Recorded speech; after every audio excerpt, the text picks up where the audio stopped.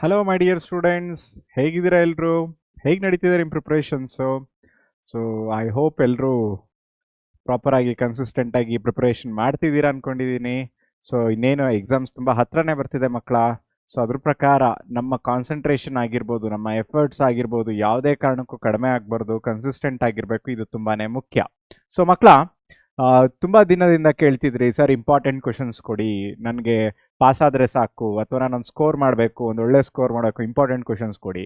So S ಮಕ್ಕಳ, ನಾನು ಇವತ್ತು ಬಂದಿದ್ದೀನಿ ನಿಮಗೆ ಒಂದು ಇಂಪಾರ್ಟೆಂಟ್ ಕ್ವಶನ್ಸ್ ತೊಗೊಂಡು ಥ್ರೂಔಟ್ ದ ಸಿಲೆಬಸ್ಸಲ್ಲಿ ಎಷ್ಟು ಚಾಪ್ಟರ್ಸ್ ಇದೆಯೋ as per the blue print ಅಷ್ಟು ಸಹ ನಾನು ಇಂಪಾರ್ಟೆಂಟ್ ಕ್ವಶನ್ಸ್ ತೊಗೊಂಡು ಬಂದಿದ್ದೀನಿ ನಿಮಗೋಸ್ಕರ. ಸೊ ನಾ ಈ ಒಂದು ಸೆಷನಲ್ಲಿ ಬರೀ ಇಂಪಾರ್ಟೆಂಟ್ ಕ್ವಶನ್ಸ್ ಅಷ್ಟೇ ಹೇಳ್ತೀನಿ. ಸೊ ಇದಾದಮೇಲೆ ನೆಕ್ಸ್ಟ್ ಒಂದು ಮ್ಯಾರಥಾನ್ ಇರುತ್ತೆ. ಆ ಮ್ಯಾರಥಾನಲ್ಲಿ ಇಲ್ಲಿ ಡಿಸ್ಕಸ್ ಮಾಡಿರೋಂಥ ಎಲ್ಲ ಕ್ವಶನ್ಸ್ಗೂ ಆನ್ಸರ್ಸ್ ಕೊಡ್ತೀನಿ. ಸ್ಟಾರ್ಟ್ ಮಾಡೋಣ ಮಕ್ಕಳ. ಸೊ ನಾವು ಸ್ಟಾರ್ಟ್ ಮಾಡೋಣ ಮೊದಲನೇದಾಗಿ with the first chapter, that is computer system. So blue print ಪ್ರಕಾರ ಕಂಪ್ಯೂಟರ್ ಸಿಸ್ಟಮ್ ಇಂದ ಯಾವುದೆಲ್ಲ 2 ಮಾರ್ಕ್ಸ್ ಬರುತ್ತೆ ಅಂತ ನೋಡೋದಾದ್ರೆ, ಒಂದು, what is the main difference between micro controller and micro processor? Differences ಕೇಳೋ ಸಾಧ್ಯತೆ ಇದೆ. Okay, next, why do smart home appliances use a microcontroller over microprocessor? Reasoning based questions ಇದೆ ಮಕ್ಕಳ. ಸೊ ನಮ್ಗೆ ಅನ್ಸ್ಬೋದು 2 ಮಾರ್ಕ್ಸ್ ಅಂತ ಹೇಳಿದ್ರೆ ಅದರಲ್ಲಿ ಯಾವ ಆಧಾರದ ಮೇಲೆ ಕ್ವಶನ್ಸ್ ಕೇಳ್ತಾರೆ ಅಂತ. ಸೊ ಯೂಶಲಿ 2 ಮಾರ್ಕ್ಸ್ ಅಂತ ಹೇಳಿದ್ರೆ ಡಿಫ್ರೆನ್ಸಸ್ ಕೇಳ್ಬೋದು, ಮೆನ್ಷನ್ ಮಾಡ್ಲಿಕ್ಕೆ ಹೇಳ್ಬೋದು. ಅದಲ್ಲದೆ 2 ಮಾರ್ಕ್ಸ್ಗೆ ಈ ತರ ರೀಸನಿಂಗ್ ಕ್ವಶನ್ಸ್ ಕೇಳ್ಬೋದು. Mention 2 types of data deal while browsing the internet. ನಾನು ಹೇಳಿದ್ನಲ್ಲ, ಮೆನ್ಷನಿಂಗ್ ಟೈಪ್ ಬರೀ ಹೇಳಿದ್ರೆ ಅಲ್ಲಿ ಬರೆದ್ರೆ ಸಾಕು. And define primary memory in a computer system. So primary memory ಅಂದ್ರೆ ಏನು ಅಂತ ಒಂದು ಸೆಂಟೆನ್ಸ್ ಬರಿಬೇಕು. ಅದ್ರ ಜೊತೆಗೆ ಸೊ ಅದರದ್ದು ಸಿಗ್ನಿಫಿಕೆನ್ಸ್ ಏನು ಅಂತ ಇನ್ನೊಂದು ಪಾಯಿಂಟ್ ಮೆನ್ಷನ್ ಮಾಡಬಹುದು. What are the 2 types of primary memory? So 2 different types of primary ಮೆಮೊರಿನ ಮೆನ್ಷನ್ ಮಾಡಬೇಕು. ಸೊ ಇವೆಲ್ಲವೂ ಕೆಲವು 2 ಮಾರ್ಕ್ಸ್ ಇಂಪಾರ್ಟೆಂಟ್ ಕ್ವಶನ್ಸ್. ನೆಕ್ಸ್ಟ್ ನೋಡೋದಾದ್ರೆ ಮಕ್ಕಳ 3 ಮಾರ್ಕ್ಸ್. ಸೊ 3 ಮಾರ್ಕ್ಸ್ ಅಂತ ಹೇಳಿದ್ರೆ ಎಕ್ಸ್ಪೆಕ್ಟೇಷನ್ ಹೆಂಗಿರುತ್ತೆ ಇವ್ಯಾಲ್ಯೂಯೇಟರ್ ಪಾಯಿಂಟ್ ಆಫ್ ವ್ಯೂ ಇಂದ ಅಂದ್ರೆ ಕಂಟೆಂಟ್ ಸ್ವಲ್ಪ ಜಾಸ್ತಿ ಇರಬೇಕು ಮತ್ತೆ ಮೀನಿಂಗ್ಫುಲ್ ಆಗಿರಬೇಕು. ಸೊ ಹೇಗಿರುತ್ತೆ 3 ಮಾರ್ಕ್ಸ್ ಅಂತ ನೋಡೋದಾದ್ರೆ, categorize the following data as structured, semi structured and unstructured data.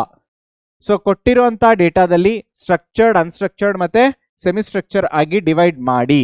Like newspaper, cricket match score, HTML page, patient records in a hospital ಕೇಳೋ ಸಾಧ್ಯತೆಗಳಿರುತ್ತೆ. Next, explain the need of RAM in a computer system. RAM ಅನ್ನೋದು ಏನಕ್ಕೆ ಬೇಕು computer system ಅಲ್ಲಿ, ಅದ್ರದ್ದು need. So 3 points ನ mention ಮಾಡಬೇಕು. What is the difference between proprietary software and freeware software? Name 2 software for each type. ಅಂದ್ರೆ ಏನರ್ಥ? ಇದಕ್ಕೆ 1 ಮಾರ್ಕ್ ಇರುತ್ತೆ ಮಕ್ಕಳ. ಓಕೆ, ಡೈರೆಕ್ಟ್ ಆಗಿ ಡಿಫ್ರೆನ್ಸಸ್ ಮೆನ್ಷನ್ ಮಾಡ್ತೀರಾ. ಆಮೇಲೆ ಇನ್ನೊಂದು ಕೇಳಿದ್ದಾರೆ, name 2 software for each type. So ಪ್ರತಿಯೊಂದು ಸಾಫ್ಟ್ವೇರ್ ಅಂದ್ರೆ ಯಾವುದು? ಪ್ರೊಪ್ರೈಟರಿ ಸಾಫ್ಟ್ವೇರ್ ಮತ್ತೆ ಫ್ರೀವೇರ್ ಸಾಫ್ಟ್ವೇರ್ಗೆ ಇದಕ್ಕೆ 2 ಎಕ್ಸಾಂಪಲ್ ಕೊಡಬೇಕು, ಇದಕ್ಕೂ ಸಹ 2 ಎಕ್ಸಾಂಪಲ್ ನ ಕೊಡಬೇಕು. ಸೊ ಇದಕ್ಕೆ ಎಷ್ಟು ಮಾರ್ಕ್ಸ್ ಇರುತ್ತೆ? 2 ಮಾರ್ಕ್ಸ್ ಇರುತ್ತೆ. Totally 3 marks. Next, describe the components of computer systems block diagram. So block diagram ಬರಿಬೇಕು, ಅದ್ರ ಜೊತೆಗೆ ಡಿಸ್ಕ್ರಿಪ್ಷನ್ ಬರಿಬೇಕು. ಅವೆರಡು ಸೇರಿ ನಮಗೆ 3 ಮಾರ್ಕ್ಸ್ಗೆ ಇರುತ್ತೆ. ಇದು ಅಷ್ಟೇ. Explain the term system bus and it's component. So system bus ಅಂದ್ರೇನು? ಬರೀ ಟರ್ಮ್ ನ ಎಕ್ಸ್ಪ್ಲೈನ್ ಮಾಡಿದ್ರೆ 1 mark and only it's components explain ಮಾಡಿದ್ರೆ 2 ಮಾರ್ಕ್ಸ್. ಓಕೆ, ಸೊ ಈ ತರ ಕೇಳೋಂತ ಪ್ರಶ್ನೆ ಇದೆ. ಸೊ ನಿಮ್ಗೆ ಅನ್ಸ್ಬೋದು, ಸರ್ ಇಷ್ಟೇನಾ 3 ಮಾರ್ಕ್ಸ್, ಇದಕ್ಕೆ ಮಾತ್ರ ಸ್ಟಿಕ್ ಆನ್ ಆದ್ರೆ ಸಾಕಾ? ನೋಡಿ ಮಕ್ಕಳ, the way of answer asking the question is important. ನಾವು ಬರೀ ಈಗ student point of view, student ತರ ನಾನು ಓದ್ತೀನಿ ಅಂತ ಅಂದ್ರೆ ಅದು ಸಾಲಲ್ಲ. ಸೊ ಹೇಗೆ ಕೇಳಬಹುದು, ಇದಕ್ಕೆ ಏನ್ ಮಾಡಬಹುದು? ನಾವು ಪ್ರೀವಿಯಸ್ ಇಯರ್ ಕ್ವಶನ್ ಪೇಪರ್ಸ್ ನ ರೆಫರ್ ಮಾಡಬಹುದು, ಕ್ವಶನ್ ಬ್ಯಾಂಕ್ಸ್ ನ ರೆಫರ್ ಮಾಡಬೇಕು. ಅದ್ರ ಜೊತೆಗೆ type of asking the questions ಮುಖ್ಯವಾಗಿ ತಿಳ್ಕೊಬೇಕು. ಡಿಫ್ರೆನ್ಸಸ್ ಕೇಳೋ ಚಾನ್ಸಸ್ ಇರುತ್ತೆ, ಕ್ಯಾಟಗರೈಸ್ ಮಾಡೋಂಥ ಚಾನ್ಸಸ್ ಇದು ಕ್ಯಾಟಗರೈಸ್ ಮಾಡಿ ಅಂತ ಕೇಳೋ ಚಾನ್ಸಸ್ ಜಾಸ್ತಿ ಇರುತ್ತೆ. ನೀಡ್ ಏನಕ್ಕೆ ಬೇಕು ವಿತ್ ಜಸ್ಟಿಫಿಕೇಶನ್ ಮೆನ್ಷನ್ ಮಾಡಬೇಕು. ಅದ್ರ ಜೊತೆಗೆ ಕೆಲವು ಸಲ ಕಾಂಪೊನೆಂಟ್ಸ್ ನ ಡಿಸ್ಕ್ರೈಬ್ ಮಾಡಿ ವಿತ್ ಡಯಾಗ್ರಾಮ್ ಬೇಸ್ಡ್ ಕೇಳ್ಬೋದು. ಇದು ಸಹ explain the term system bus. ಇದರಲ್ಲಿ ನೀವು ಎಕ್ಸ್ಪ್ಲೈನ್ ಮಾಡೋದ್ರ ಜೊತೆಗೆ ನಿಮ್ಗೆ ಏನಾದ್ರೂ ಸಿಸ್ಟಮ್ ಬಸ್ದು ಡಯಾಗ್ರಾಮ್ ಗೊತ್ತಿದೆ ಅಂದ್ರೆ ಅದನ್ನು ಮೆನ್ಷನ್ ಮಾಡಿ ಮಕ್ಕಳ. ನಿಮ್ಮ ಮಾರ್ಕ್ಸ್ ಸಿಗುವಂತ ಸಾಧ್ಯತೆ ಏನಾಗುತ್ತೆ? ಜಾಸ್ತಿ ಆಗುತ್ತೆ. Okay, next 5 marks questions. ಏನೆಲ್ಲ 5 ಮಾರ್ಕ್ಸ್ ಕ್ವಶನ್ಸ್ ಕೇಳ್ಬೋದು ಅಂತ. Explain the block diagram of a computer system, compare RAM and ROM. So ಇಲ್ಲಿ ಕಂಪ್ಯಾರಿಸನ್ ಅಂತ ಬಂದ್ರೆ ಬ್ಲಾಕ್ ಡಯಾಗ್ರಾಮ್ಗೆ 2 ಮಾರ್ಕ್ಸ್ ಇರುತ್ತೆ ಅಂಡ್ ಅದರದ್ದು ಎಕ್ಸ್ಪ್ಲನೇಷನ್ಗೆ ನಿಮಗೆ 3 ಮಾರ್ಕ್ಸ್ ಇರುತ್ತೆ. Okay, and then compare between RAM and ROM, ಇದಕ್ಕೆ ಏನ್ ಮಾಡಿ 5 ಡಿಫರೆನ್ಸಸ್ ಬರೀಲೇಬೇಕು. Explain secondary memory and its type. Secondary memory ಅಂದ್ರೆ ಏನು ಅಂತ ಮೆನ್ಷನ್ ಮಾಡಬೇಕು, ಅದಕ್ಕೆ 1 mark and different types, so ಅದಕ್ಕೆ 4 marks. Explain system bus and its significance. ಇಲ್ಲಿ ಈ ಒಂದು ಕ್ವಶನ್ಗೆ diagram is a must. Mandatorily ನಾವು ಡಯಾಗ್ರಾಮ್ ಬರೀಲೇಬೇಕು, ಅವಾಗಷ್ಟೇ ನಮಗೆ ಔಟ್ ಆಫ್ 5 ಅಟ್ಲೀಸ್ಟ್ 4 ಮಾರ್ಕ್ಸ್ ಆದರೂ ಬರೋ ಸಾಧ್ಯತೆ ಇದೆ. Explain cache memory in detail. Cache memory in detail ಅಂದ್ರೆ ಏನೆಲ್ಲ ಬರೀಬೇಕು? ಡೆಫಿನಿಷನ್ ಬರೀರಿ, formal definition. Okay, next usage, ಹೇಗೆ ಯೂಸ್ ಮಾಡ್ತೀವಿ ಅದನ್ನ ಬರೀರಿ. ಅದು ಯೂಸ್ ಮಾಡೋದ್ರಿಂದ ಆಗುವಂತ ಉಪಯೋಗ ಅಂದ್ರೆ ಸಿಗ್ನಿಫಿಕೆನ್ಸ್, ಇದನ್ನ ಮೆನ್ಷನ್ ಮಾಡಬೇಕು. ಸೊ ಈ ತರ ನೀವು ಡಿವೈಡ್ ಮಾಡ್ಕೊಂಡು ಬರೆಯೋದ್ರಿಂದ ಪ್ರಾಪರ್ ಆಗಿ ಒಂದು 5 ಮಾರ್ಕ್ಸ್ ಡಿಸ್ಕ್ರಿಪ್ಟಿವ್ ಕ್ವಶನ್ಸ್ಗೆ ಜಸ್ಟಿಫಿಕೇಶನ್ ಕೊಟ್ಟಂಗೆ ಆಗುತ್ತೆ. Okay, next second chapter encoding schemes and number system. So encoding schemes ಅಂತ ಬಂದ ತಕ್ಷಣ different types of number system. So ನಾನಿಲ್ಲಿ ಬೈನರಿ, ಆಕ್ಟಲ್, ಹೆಕ್ಸಾಡೆಸಿಮಲ್ ಅಷ್ಟೇ ಮೆನ್ಷನ್ ಮಾಡಿದ್ದೀನಿ. ಇದ್ರ ಜೊತೆಗೆ ಡೆಸಿಮಲ್ ಕೇಳೋ ಸಾಧ್ಯತೆ ಇದೆ. ಓಕೆ, ಎಷ್ಟು ಮಾರ್ಕ್ಸ್ ಕೇಳ್ಬೋದು? 2 ಮಾರ್ಕ್ಸ್. 2 ಮಾರ್ಕ್ಸ್ಗೆ ಏನಂತ ಬರಿಬೇಕು? ಸೊ ಏನ್ ಬರೆಯೋಣ ಅಂದ್ರೆ, first of all binary number system ಅಂದ್ರೆ ಏನು, ಅದ್ರದ್ದು ಬೇಸ್ ವ್ಯಾಲ್ಯೂ ಎಷ್ಟಿರುತ್ತೆ ಅದನ್ನ ಮೆನ್ಷನ್ ಮಾಡ್ಬೋದು. Similarly for octal number system ಅಂದ್ರೆ ಏನು, ಅದ್ರ ಬೇಸ್ ವ್ಯಾಲ್ಯೂ. ಅದೇ ತರ ಹೆಕ್ಸಾಡೆಸಿಮಲ್ಗೆ ವಾಟ್ ಇಸ್ ಆಸ್ಕಿ ಎನ್ಕೋಡಿಂಗ್, ಇದಕ್ಕೆ ಡೆಫಿನಿಷನ್ ಬರಿಬೇಕು. ಆಸ್ಕಿ ಎನ್ಕೋಡಿಂಗ್ ಅಂದ್ರೆ ಏನು ಅಂಡ್ ಯೂಸ್ ಆಫ್ ಇಟ್ ಅದನ್ನು ಸಹ ಬರಿಬೇಕು. What is BCD encoding, same definition followed by uses. Okay, ಈ ತರ 2 ಮಾರ್ಕ್ಸ್ ಕೇಳೋ ಸಾಧ್ಯತೆ ಇದೆ. ನೆಕ್ಸ್ಟ್ 5 ಮಾರ್ಕ್ಸ್ ಕ್ವಶನ್ಸ್ ನೋಡೋದಾದ್ರೆ, explain different number system used in computer. So ಎಲ್ಲಾ ತರಹದ ನಂಬರ್ ಸಿಸ್ಟಮ್ಸ್ ಇಲ್ಲಿ ಮೆನ್ಷನ್ ಮಾಡಬೇಕು 5 ಮಾರ್ಕ್ಸ್ಗೆ. Explain character encoding schemes, different types of character encoding schemes ಇದೆ ಅಲ್ವಾ. ಸೊ ಆ ಒಂದು ಟೈಪ್ ಬರ್ದು ಅದನ್ನ ಎಕ್ಸ್ಪ್ಲೇನ್ ಮಾಡ್ತಾ ಹೋಗ್ಬೇಕು. ಕನ್ವರ್ಟ್ ಬಿಟ್ವೀನ್ ನಂಬರ್ ಸಿಸ್ಟಮ್ಸ್, ಮಕ್ಕಳ ಇದು 2 ತರ ಇರುತ್ತೆ. ಇದು conceptual question. Okay, conceptual question ಅಂದ್ರೆ ಏನು, ಪ್ರತಿಯೊಂದು ಟೈಪ್ ಆಫ್ ನಂಬರ್ ಸಿಸ್ಟಮ್ಗೂ ಒಂದು ಪ್ರೊಸೀಜರ್ ಇದೆ ಅಲ್ವಾ, ಹೇಗೆ ಒಂದು ನಂಬರ್ ಸಿಸ್ಟಮ್ ಇಂದ ಇನ್ನೊಂದು ನಂಬರ್ ಸಿಸ್ಟಮ್ಗೆ ಕನ್ವರ್ಟ್ ಮಾಡ್ತೀವಿ ಅಂತ, ಅದನ್ನ ನಾವು ಥಿಯರಿಟಿಕಲ್ ಬೇಸ್ ಮೇಲೆ ಬರಿತೀವಲ್ಲ, ಅದು ಕಾನ್ಸೆಪ್ಚುಯಲ್ ಕ್ವಶನ್ಸ್. ಎರಡನೇದು ಏನ್ ಕೇಳೋ ಸಾಧ್ಯತೆ ಇದೆ, ಇದೇ ತರ ಪ್ರಾಬ್ಲಮ್ಸ್ ಕೇಳೋ ಸಾಧ್ಯತೆ ಇದೆ. ಓಕೆ, 5 ಮಾರ್ಕ್ಸ್ ಇರೋದ್ರಿಂದ ಪ್ರಾಬ್ಲಮ್ಸ್ ಕೇಳೋ ಸಾಧ್ಯತೆ ಇದ್ದೇ ಇದೆ. ಸರ್ ನೀವೇನ್ ಸರ್ ಮೆನ್ಷನ್ ಮಾಡಿಲ್ಲ, ಇದು one of the most important question, ಯಾವುದೇ ಕಾರಣಕ್ಕೂ ಮಿಸ್ ಆಗಲ್ಲ. ಯಾವುದು? ಒಂದ್ ನಂಬರ್ ಸಿಸ್ಟಮ್ ಇಂದ ಇನ್ನೊಂದು ನಂಬರ್ ಸಿಸ್ಟಮ್ಗೆ ಕನ್ವರ್ಟ್ ಮಾಡೋ ಅಂತದ್ದು ಪ್ರಾಬ್ಲಮ್ಸ್ ಅಂತ ಇಲ್ಲೇ ಬರ್ದಿರ್ತೀನಿ ಮಕ್ಕಳ. Okay, next explain Unicode and its advantage over ASCII value. ಈ ಒಂದು ಎಕ್ಸ್ಪ್ಲನೇಷನ್ ಬರೋದ್ರೆ 2 ಮಾರ್ಕ್ಸ್, ಅಡ್ವಾಂಟೇಜಸ್ಗೆ 3 ಮಾರ್ಕ್ಸ್.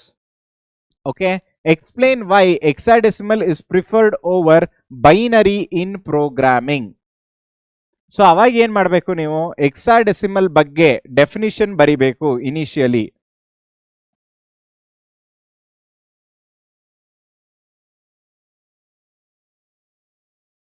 ಡೆಫಿನಿಷನ್ ಬರೀರಿ, ಅದನ್ನ ಹೇಗೆ ಯೂಸ್ ಮಾಡ್ಕೋತೀವಿ ಯೂಸೇಜ್ ಬರೀರಿ, ಇದರಿಂದ ನಿಮಗೆ 2 ಮಾರ್ಕ್ಸ್ ಬರುತ್ತೆ. ನೆಕ್ಸ್ಟ್ ಬೈನರಿಗೆ ಕಂಪೇರ್ ಮಾಡಿ.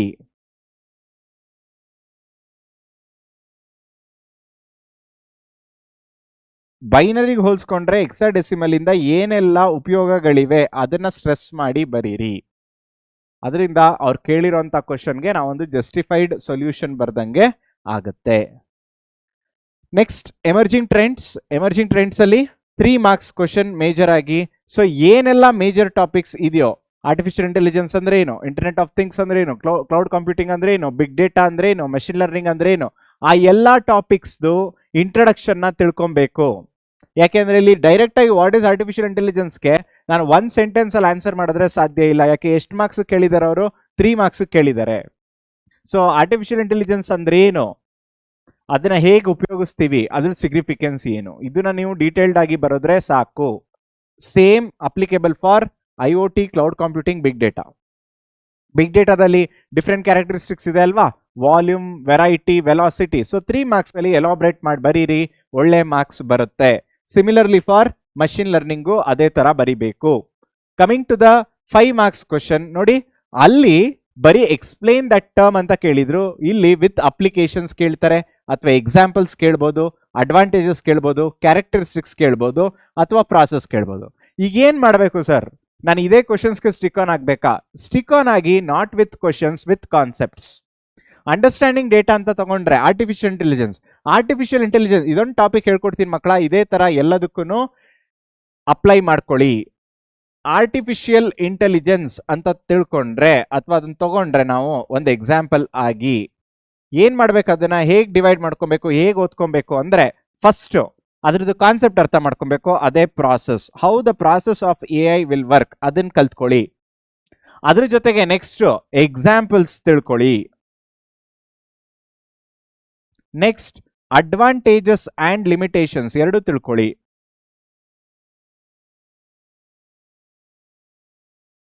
ಅದಾದ್ಮೇಲೆ ಯಾವ್ದು ಬರೀತೀರಾ? ಮುಖ್ಯವಾಗಿ ಅಪ್ಲಿಕೇಶನ್ಸ್ನು ಸಹ ತಿಳ್ಕೊಳ್ಳಿ. ಸೊ ಈ ತರ ನಾನು AI ನ ಓದ್ಕೊಂಡ್ರೆ ವಿತ್ ಯೂಸಿಂಗ್ ಪ್ರಾಸೆಸ್ ಅದು ಹೇಗೆ ವರ್ಕ್ ಆಗುತ್ತೆ, ಎಕ್ಸಾಂಪಲ್ ಏನು ಆರ್ಟಿಫಿಷಿಯಲ್ ಇಂಟೆಲಿಜೆನ್ಸ್ಗೆ, ಅಡ್ವಾಂಟೇಜಸ್ ಅಂಡ್ ಲಿಮಿಟೇಷನ್ಸ್ ಏನು, ಅಪ್ಲಿಕೇಶನ್.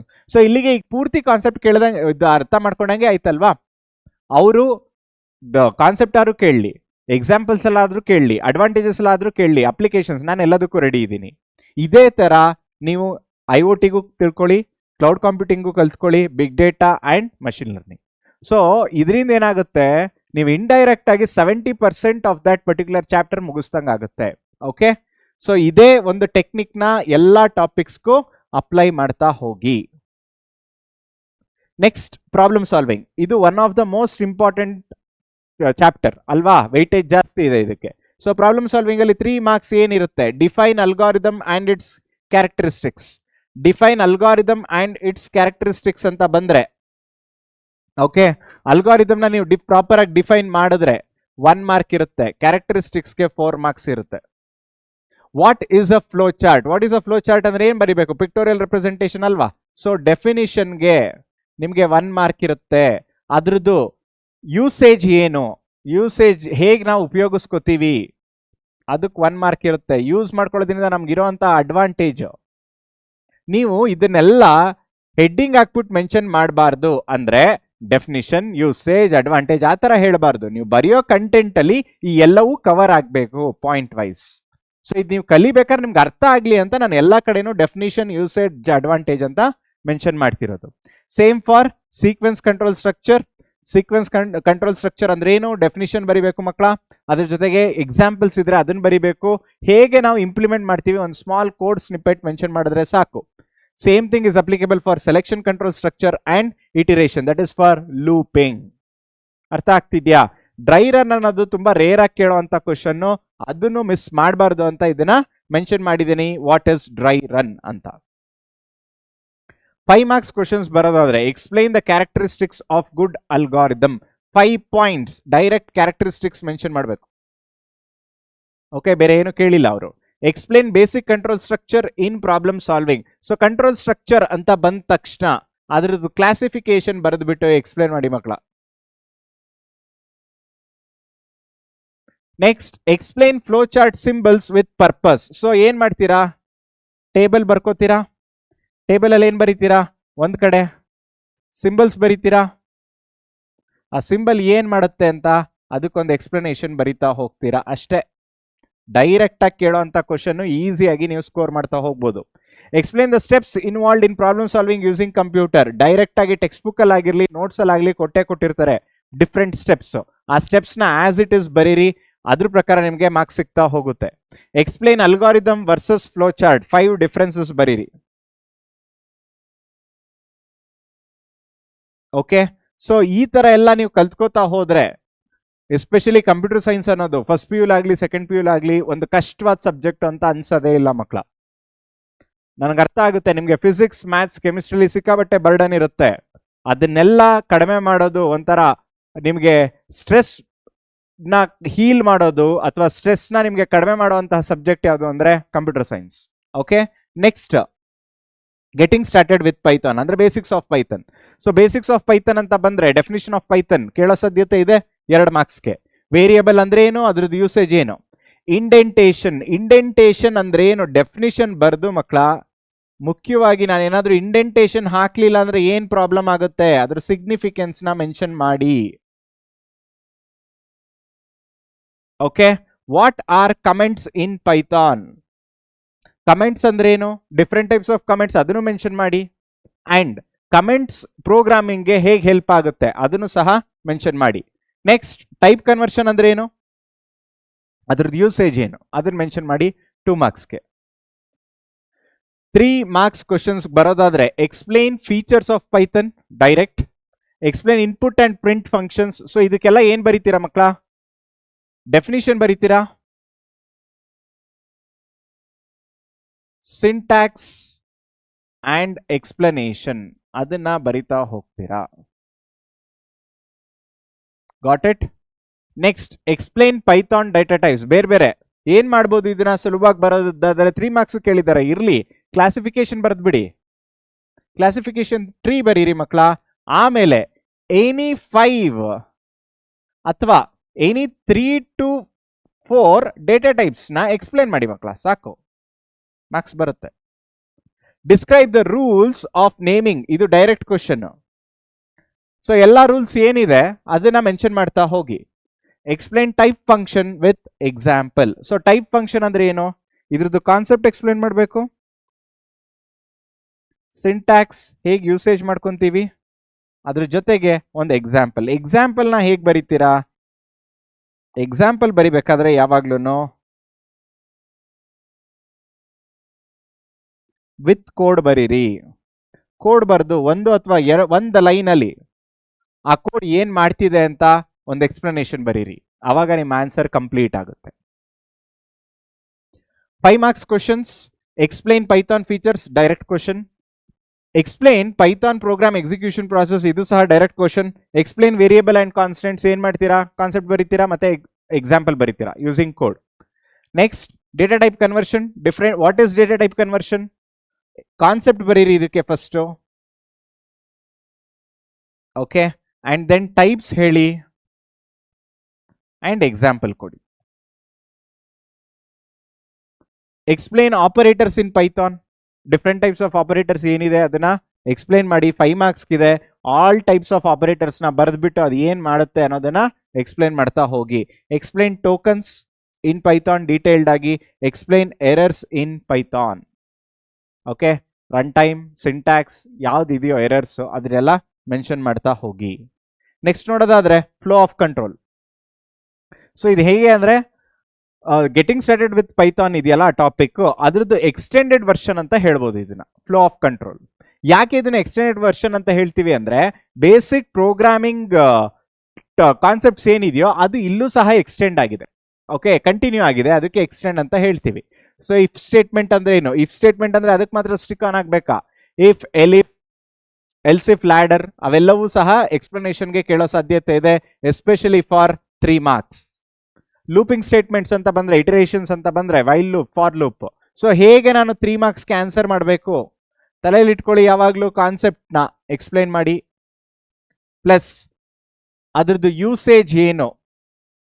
ಈಗ ಲೂಪಿಂಗ್ ಒಂದೇ ಸ್ಟೇಟ್ಮೆಂಟ್ ನ 10 ಸಲ ಇದು ಕೋಡಲ್ಲಿ ಹಾಕೋ ಬದಲು 10 ಸಲ ನಾನು ಎಕ್ಸಿಕ್ಯೂಟ್ ಮಾಡಬೇಕು ಅಂದ್ರೆ ಲೂಪಲ್ಲಿ ಹಾಕ್ತೀನಿ. That is how I am using usage. ಆಮೇಲೆ ಅದ್ರ ಜೊತೆಗೆ ಎಕ್ಸಾಂಪಲ್ ಬರೀರಿ. ಓಕೆ, ಎಕ್ಸಾಂಪಲ್ ಅಂತ ಬಂದ ತಕ್ಷಣ ನಾರ್ಮಲ್ ಎಕ್ಸಾಂಪಲ್ ಅಲ್ಲ, ಕೋಡ್ ಸಹಿತವಾಗಿ ಎಕ್ಸಾಂಪಲ್ ಬರೀರಿ. ಅರ್ಥ ಆಗ್ತಿದ್ಯಾ? ಸೊ ಹೀಗೆ ಈ ಎಲ್ಲಾ 3 ಮಾರ್ಕ್ಸ್ ಕ್ವಶನ್ಸ್ ನ ಆನ್ಸರ್ ಮಾಡಬೇಕು. 5 ಮಾರ್ಕ್ಸ್ ಬರೋದಾದ್ರೆ explain different decision control statements in Python. So ಏನ್ ಬರೀತೀರಾ, ಡಿಸಿಷನ್ ಕಂಟ್ರೋಲ್ ಸ್ಟೇಟ್ಮೆಂಟ್ಸ್ ಅಂದ್ರೆ ಏನು, ಕಾನ್ಸೆಪ್ಟ್ ಬರೀರಿ ಒಂದ್ ಲೈನ್ ಅಲ್ಲಿ, ಒಂದು ಡೆಫಿನಿಷನ್ ತರ. ನೆಕ್ಸ್ಟ್ ಟೈಪ್ಸ್ ಬರೀರಿ, ಟೈಪ್ಸ್ ಬರೆದ್ಮೇಲೆ ಅದಕ್ಕೆ ಎಕ್ಸಾಂಪಲ್ ಬರೀರಿ.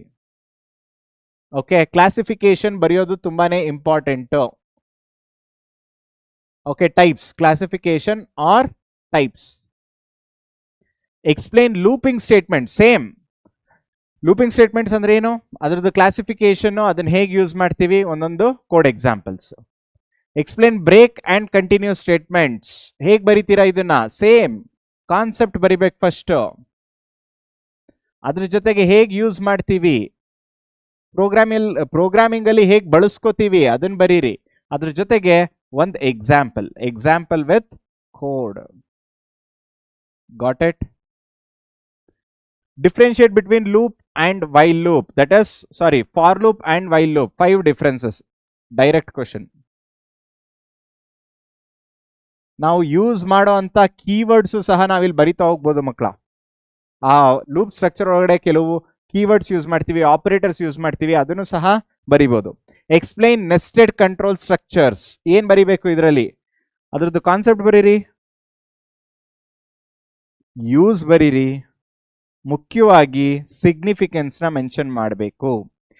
ಈ ಸಿಗ್ನಿಫಿಕೆನ್ಸ್ ಅಂದ್ರೆ ಏನು, ಉಳಿದ ಕಂಟ್ರೋಲ್ ಸ್ಟ್ರಕ್ಚರ್ಗೆ ಹೋಲಿಸ್ಕೊಂಡ್ರೆ ನೆಸ್ಟೆಡ್ ಕಂಟ್ರೋಲ್ ಸ್ಟ್ರಕ್ಚರ್ ಯಾವ್ದಾದ್ರೂ ಒಂದು ಡಿಸ್ಅಡ್ವಾಂಟೇಜ್ ನ ಓವರ್ಕಮ್ ಮಾಡ್ತಿದೆ ಅಂದ್ರೆ ಅದನ್ನ ಸ್ಟ್ರೆಸ್ ಮಾಡಿ ಬರೀರಿ, ಅದೇ significance. Okay, next functions. So functions ಅಂತ ಬಂದ್ರೆ 2 ಮಾರ್ಕ್ಸ್ ಕ್ವಶನ್ ಕೇಳೋ ಸಾಧ್ಯತೆ ಇದೆ. Define a function. ಸೊ ಏನ್ ಮಾಡ್ತೀರಾ, ಡೆಫಿನಿಷನ್ ಬರ್ದು ಒಂದು ಸಿಂಟ್ಯಾಕ್ಸ್ ಬರೀರಿ 2 ಮಾರ್ಕ್ಸ್ಗೆ. definition plus syntax.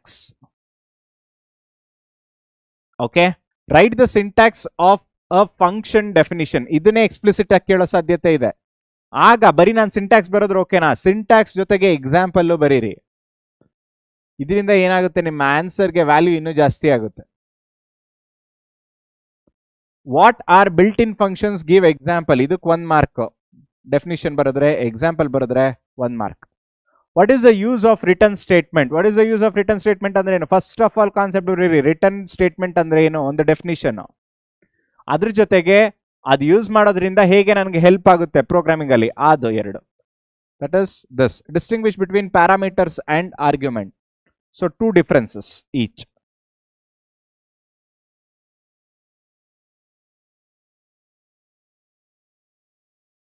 Next, 5 marks of functions. Explain the advantages of using function. Direct question. Explain function definition and function call with example. So function definition and function call ಹೇಗೆ ಬರೆಯೋದು, function definition definition ಬರೀರಿ, ಅದ್ರದ್ದು use ಏನೋ ಒಂದು example. Next function call. Function call ಅಂದ್ರೆ ಏನು, ಅದಕ್ಕೊಂದು syntax ಬರಿಬೇಕು, ಅದಕ್ಕೊಂದು ಕಾನ್ಸೆಪ್ಟ್ ನ ಪ್ರಾಪರ್ ಆಗಿ ಮೆನ್ಷನ್ ಮಾಡಬೇಕು. ಆಮೇಲೆ ಇವೆರಡರ ಮಧ್ಯದಲ್ಲಿ ಏನಾದ್ರೂ ರಿಲೇಶನ್ಶಿಪ್ ಇದೆಯಾ, ಫಂಕ್ಷನ್ ನ ಕಾಲ್ ಮಾಡೋದ್ರಿಂದ ಫಂಕ್ಷನ್ ಡೆಫಿನಿಷನ್ ಹೇಗೆ ಎಕ್ಸಿಕ್ಯೂಟ್ ಆಗುತ್ತೆ ಅದನ್ನ ಬರೀರಿ. Okay, explain the types of functions in Python. Direct all 5 type different types of functions ನ ಮೆನ್ಷನ್ ಮಾಡ್ತಾ ಹೋಗಿ. Explain recursive function with example. ತುಂಬಾ ಮುಖ್ಯ, ಕಾನ್ಸೆಪ್ಟ್ ಬರೀಬೇಕು. A function which calls itself again and again is called as recursive function. Concept ಬರೀರಿ, example ಬರೀರಿ. Example ಅಂದ್ರೆ direct example ಅಲ್ಲ, ಎಕ್ಸಾಂಪಲ್ ವಿತ್ ಕೋಡ್ ಬರೀರಿ. ಮುಖ್ಯವಾಗಿ ಬೇಕಾಗಿರೋದೇನು, why you have to use, ಅದರದ್ದು ಸಿಗ್ನಿಫಿಕೆನ್ಸ್ ಅಥವಾ ಇಂಪಾರ್ಟೆನ್ಸ್ ನ ಬರೀರಿ. Write a Python program to find the sum of 2 numbers using function. So complete program ಬರೀರಿ. ಪ್ರೋಗ್ರಾಮಿಂಗ್ ಕ್ವಶನ್ಸ್ ಕೇಳೋ ಸಾಧ್ಯತೆ ಇದೆ 5 ಮಾರ್ಕ್ಸ್ಗೆ. Next strings. ಸೊ ಸ್ಟ್ರಿಂಗ್ಸ್ ಅಲ್ಲಿ ನೋಡೋದಾದ್ರೆ ಮಕ್ಕಳ 2 ಮಾರ್ಕ್ಸ್ ಕ್ವಶನ್ಸ್ ಕೇಳೋ ಸಾಧ್ಯತೆ ಇದೆ. ಓಕೆ, ಸೊ ಸ್ಟ್ರಿಂಗ್ ಡೆಫಿನಿಷನ್ ಏನು ಕೇಳ್ಬೋದು. What is string immutability. ಇದು ಎಷ್ಟು ಈಸಿ ಕ್ವಶನ್ ಅಂದ್ರೆ, ಇಮ್ಯೂಟೆಬಿಲಿಟಿ ಅಂದ್ರೆ ಏನು ಆ ಕಾನ್ಸೆಪ್ಟ್ ಬರೆದ್ಬಿಟ್ಟು ಕ್ವಿಕ್ ಆಗಿ ನಾನೇನಾದ್ರೂ ಸ್ಟ್ರಿಂಗ್ ನ ಮ್ಯೂಟೇಬಲ್ ಮಾಡಬೇಕು ಅಂದ್ರೆ ಯಾವ ಎರರ್ ಬರುತ್ತೆ ಅಂತ ಬೇಕಾದ್ರೆ ಮೆನ್ಷನ್ ಮಾಡಿಬಿಟ್ಟು this is the immutability property of string ಅಂತ ಡೈರೆಕ್ಟ್ ಆಗಿ ಹೇಳ್ಬೋದು. What is string concatenation, write a definition, okay, plus example, ಇದನ್ನು ಬರೀರಿ. Okay, what is string slicing. So string slicing ಅಲ್ಲಿ ಡಿಫ್ರೆಂಟ್ ಟೈಪ್ಸ್ ಹೋಗೋ ಅವಶ್ಯಕತೆ ಇಲ್ಲ, ಡೆಫಿನಿಷನ್ ಬರೀರಿ, ಜೊತೆಗೆ ಒಂದು ಎಕ್ಸಾಂಪಲ್ ಬರೀರಿ ಮಕ್ಕಳ. Name any 2 string methods, 2 methods with small explanation. ಸಾಕು.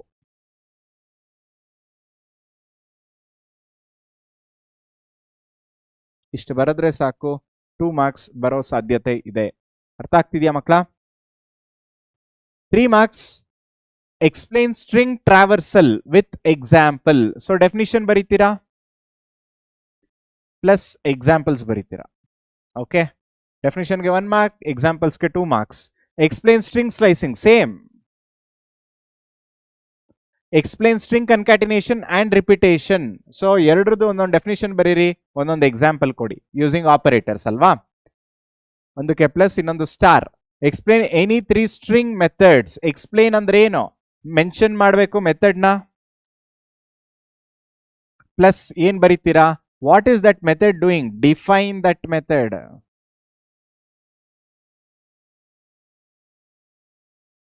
Okay, write a Python program to count the characters in a string. ಇದರಿಂದ ಏನ್ ಅರ್ಥ ಆಗ್ತಿದೆ? ಫಂಕ್ಷನ್ಸ್ ಇಂದನೂ ನಮಗೆ 5 ಮಾರ್ಕ್ಸ್ ಅಲ್ಲಿ ಪ್ರೋಗ್ರಾಮ್ ಕೇಳೋ ಸಾಧ್ಯತೆ ಇದೆ. 3 ಮಾರ್ಕ್ಸ್ ಕ್ವಶನ್ಸ್ ಅಲ್ಲೂ ಯಾವ್ದಾದ್ರು ಒಂದು ಪ್ರೋಗ್ರಾಮ್ ಕೇಳೋ ಸಾಧ್ಯತೆ ಇದೆ. ಪ್ರೋಗ್ರಾಮ್ಸ್ ನ ಸ್ಟ್ರಿಂಗ್ಸ್ ಇಂದ ಮತ್ತೆ ಫಂಕ್ಷನ್ಸ್ ಇಂದ ಕಲ್ತ್ಕೊಳ್ಳೇಬೇಕು, ಬೇರೆ ಆಲ್ಟರ್ನೇಟಿವ್ ಇಲ್ಲ. Next list, 5 marks question. Define a list, explain the characteristics. ಇದು concept based questions. Explain list operations with example. Mention the operation. Okay, operation na mention ಮಾಡೋದಲ್ದೆ 1 ಲೈನ್ ಅಲ್ಲಿ ಡಿಫೈನ್ ಮಾಡಿ. 1 line definition and then give 1 example. ಅಷ್ಟೇ ಸಾಕು, ಇಷ್ಟು ಬರೆದ್ರೆ. Next same for traversal. So list traversal ಹೇಗೆ ಮಾಡ್ತೀವಿ? ವಿತ್ ಆನ್ ಎಕ್ಸಾಂಪಲ್ ಎಕ್ಸ್ಪ್ಲೇನ್ ಮಾಡ್ತಾ ಹೋಗಿ. Explain any 5 list methods. 5 list methods ನ ಮೆನ್ಷನ್ ಮಾಡಿಬಿಟ್ಟು ಎಕ್ಸ್ಪ್ಲೇನ್ ಮಾಡಬೇಕು. Write a Python program to find the sum of the element. So list ಇಂದ ಏನೆಲ್ಲ possible programs ಇದೆಯೋ ಮಕ್ಕಳ, ಅದೆಲ್ಲವನ್ನು ಕಲ್ತ್ಕೊಳ್ಳಿ. ಡೈರೆಕ್ಟ್ 1 5 ಮಾರ್ಕ್ಸ್ ಕ್ವಶನ್ ಪ್ರೋಗ್ರಾಮಿಂಗ್ ಮೇಲೆ ಕೊಟ್ರೆ ಸುಲಭವಾಗಿ ಆನ್ಸರ್ ಮಾಡ್ತಾ ಹೋಗ್ಬೋದು. ತುಂಬಾ ಜನ ಅನ್ಕೊಂಡಿದ್ದೀರಾ ಕಾನ್ಸೆಪ್ಷಿಯಲ್ ಕ್ವಶನ್ಸ್ ಈಸಿ, ಕೋಡಿಂಗ್ ಕ್ವಶನ್ಸ್ ಕಷ್ಟ. ತಪ್ಪು ಮಕ್ಕಳ. ಇದೇ ನಿಮ್ಮ ಪೈಥಾನ್ ಪ್ರೋಗ್ರಾಮಿಂಗ್ ಜಾಗದಲ್ಲಿ ಜಾವಾ ಇದ್ದಿದ್ರೆ ಅಥವಾ ಸಿ ಇದ್ದಿದ್ರೆ ನಾನು ಹೇಳ್ತಿದ್ದೆ ಅದು ಕಷ್ಟ ಅಂತ. ಆದ್ರೆ ಇರೋದು ಪೈಥಾನ್ ಪ್ರೋಗ್ರಾಮ್. ಸೊ ಈಸಿ ಆಗಿದೆ, ಸುಲಭವಾಗಿ ಅರ್ಥ ಆಗುತ್ತೆ. ಆ ಕಾರಣದಿಂದ ಯಾವುದೇ ತರಹದ ಲಿಸ್ಟ್ ಪ್ರೋಗ್ರಾಮ್ಸ್ ನ ನೀವು ಇಗ್ನೋರ್ ಮಾಡಬೇಡಿ, ಕಲ್ತ್ಕೊಳ್ಳಿ. ಓಕೆ, ಸೊ ಇಲ್ಲಿ ಬರೀ ನಾನು ಒಂದು ಪ್ರೋಗ್ರಾಮ್ ಮಾತ್ರ ಎಕ್ಸಾಂಪಲ್ ಆಗಿ ಕೊಟ್ಟಿದ್ದೀನಿ. Next tuples and dictionaries. Okay, so tuples and dictionaries ಅಲ್ಲಿ ನೋಡೋದಾದ್ರೆ ಟಪಲ್ ಡೆಫಿನಿಷನ್ ಕೇಳೋ ಸಾಧ್ಯತೆ ಇದೆ 2 ಮಾರ್ಕ್ಸ್ಗೆ. What is a dictionary? Dictionary ಅಂದ್ರೆ ಏನು? ಸೊ ಏನ್ ಮಾಡ್ತೀರಾ? ಡಿಕ್ಷನರಿಗೆ ಡೆಫಿನಿಷನ್ ಬರೀತೀರಾ, ಅದನ್ನ ಹೇಗೆ ಯೂಸ್ ಮಾಡ್ಕೊಂತೀವಿ ಅದೊಂದು ಎಕ್ಸಾಂಪಲ್ ಕೊಡಿ. Okay, state any 2 differences between list and tuple, ಅದನ್ನ ಮೆನ್ಷನ್ ಮಾಡಿ. And what are dictionary keys? ಏನ್ ಬರೀತೀರಾ? ಡೆಫಿನಿಷನ್ ಬರೀರಿ. ಆಮೇಲೆ how key is different than values, ಅಂದ್ರೆ ಅದು ಯೂನಿಕ್ ಆಗಿರ್ಬೇಕಲ್ವಾ, ಅದನ್ನು ಸಹ ಬರೀರಿ.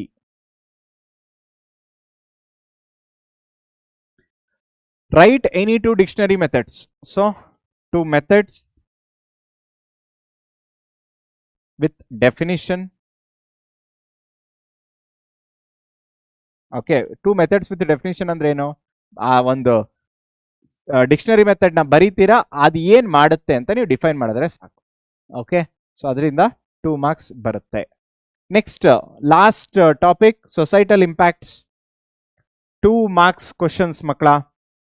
ಇದು ಒಂದು ಪ್ಯೂರ್ ಥಿಯರಿ ಬೇಸ್ಡ್ ಚಾಪ್ಟರ್ ಆಗಿರೋದ್ರಿಂದ ನಾವು ಡೈರೆಕ್ಟ್ ಆಗಿ ಗೆಸ್ ಮಾಡ್ಲಿಕ್ಕೆ ಆಗಲ್ಲ ಯಾವ್ದು ಬರುತ್ತೆ ಯಾವ್ದು ಬರಲ್ಲ ಅಂತ. ಸೊ ಆ ಕಾರಣದಿಂದ ನಾನು ಆಲ್ಮೋಸ್ಟ್ ಜಾಸ್ತಿನೇ ಕ್ವಶನ್ಸ್ ನ ಇಲ್ಲಿ ಮೆನ್ಷನ್ ಮಾಡಿದ್ದೀನಿ ಪರ್ಪಸ್ಫುಲಿ.